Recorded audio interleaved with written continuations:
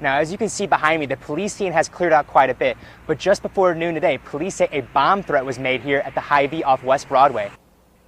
Jordan, I'm live here just minutes after Josh Hawley made his first campaign stop here in Columbia. Now, according to Kelly Ford, he'll be staying here in Columbia today, but then Monday we'll be going down to Springfield to meet with Vice President Mike Pence. In the whole month of August, Columbia got 4 inches of rain, which looks like this. According to Westhoff, the night before he got to Hawaii, they got 20 inches of rain, which is almost to the top of his tire. Another Washington liberal and the Potomac two-step. Those are two phrases used frequently by both Josh Hawley and Senator Claire McCaskill. Josh Hawley wants all liberals out of D.C., while Claire McCaskill thinks Hawley will avoid responsibility if elected into office.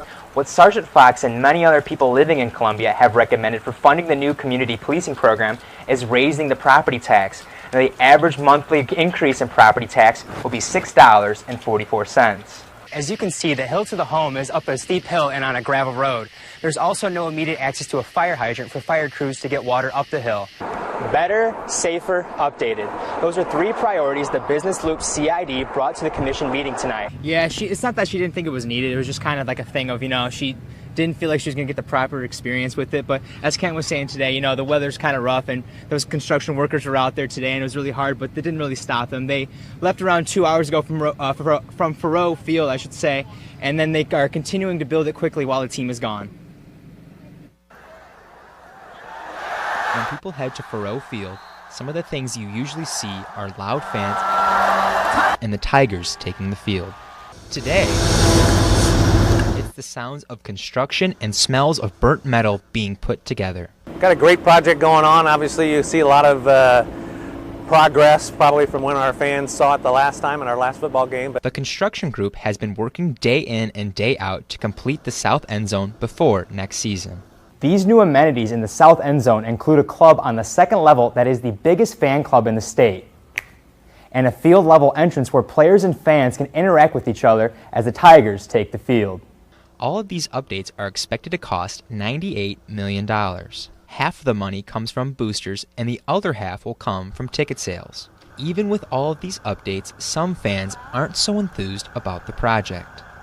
I think change is good, but I just am not sure that the change is right for me. Beth Alpers has been a football season ticket holder for around 15 years. Just the atmosphere of all the people around you, it's going to be a different setup. Alpers says she is still hesitant on getting season tickets next fall. I haven't made that decision yet because I'll just have to see what my options are.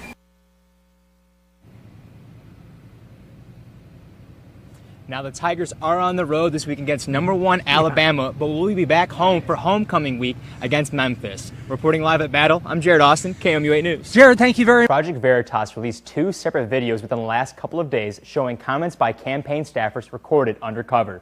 The group's goal was to disclose information within the campaign that voters don't know. McCaskill's campaign office says Project Veritas committed fraud, and Josh Hawley is not doing his job as Attorney General to look into this video. And we have reason to believe that fraud was committed against our campaign. Project Veritas ran a video from within Claire McCaskill's campaign office that mentions some of her campaign techniques. They include the office's relationship with Planned Parenthood. They don't donate to Claire because they don't want to ostracize pro-life Democrats in Missouri.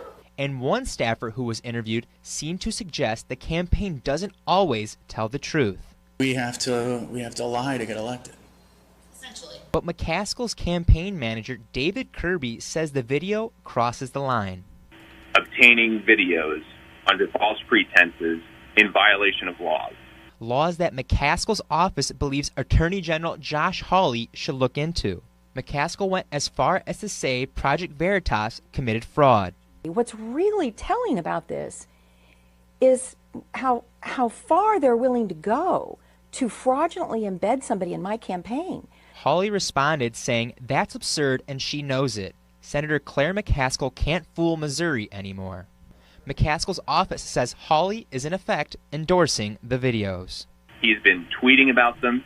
He's been encouraging his supporters to watch them. McCaskill's office says this is dirty politics. I've never seen that in a U.S. Senate campaign before in the state of Missouri. And that she has nothing to hide. I've been very upfront about all my positions. Now, as you can see here on their website, Project Veritas said a couple of hours ago it has no connection to Josh Hawley's campaign, and that the journalist who, and quote, the journalist who was embedded in McCaskill's campaign for several months is one of its journalists and also has no connection to the Hawley campaign.